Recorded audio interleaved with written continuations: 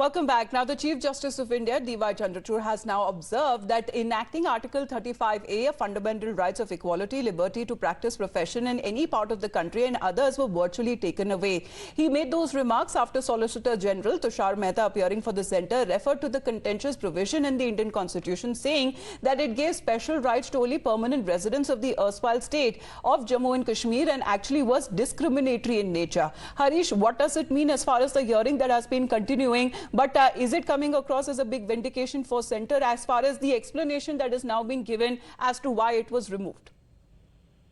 Yes, Samita, very significant oral observations during the hearing of a batch of petitions which have challenged the abrogation of Article 370 and also Article 35A. Chief Justice making very significant oral observations which goes in favor of the centre which was backing the abrogation of Article 35A. Chief Justice said it took away fundamental rights while giving special rights to permanent residents of Jammu and Kashmir. The Chief Justice went on to say that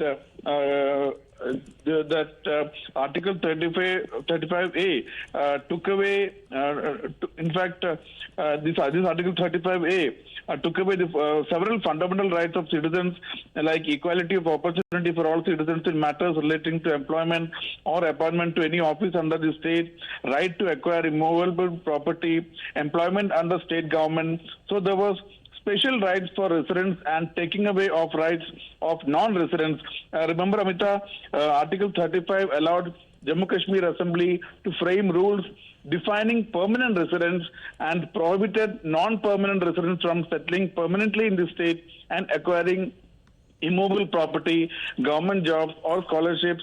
And Article 35A had come into being, remember, through a presidential order without being passed by the parliament. That is why in fact, noting the discriminatory aspect of it, the Modi government had in 2019 scrapped the 35A, and this oral observations assume significance as several petitions, along with Article 370 abrogation, several petitions have also challenged the abrogation of Article 35A, and centre was backing it. At this juncture, CJI making very, very significant oral observations as far as the scrapping of Article 35A, saying that it took away several fundamental rights of citizens.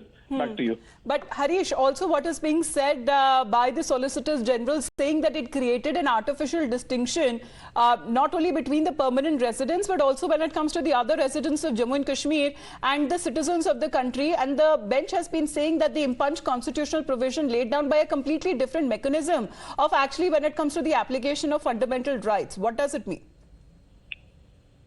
Yes, Solicitor General Tushar Mehta was in fact explaining what exactly is Article 35A to the Constitution bench. The Solicitor General said that it was allowing the Jammu Kashmir Assembly to randomly frame rules defining permanent residents, and it in fact prohibited non-permanent residents who had gone to Jammu Kashmir from outside the Jammu Kashmir state from becoming a permanent resident, settling to settle permanently in Jammu Kashmir, and also to acquire immovable property, government jobs and scholarships, and pointed to the bench that even the Article 35A was inserted and it had come into being through the presidential order without being passed by the parliament. So several issues regarding 35A and deficiencies. So those observations that have been made by the CJI and arguing on behalf of the centre, the Solicitor General has been saying that the move has actually put the people of Jammu and Kashmir on par with the rest of the country, and it also implements all of those welfare laws and schemes which were not implemented previously in the erstwhile state of Jammu and Kashmir. For the moment, Harish, thank you very much for joining in.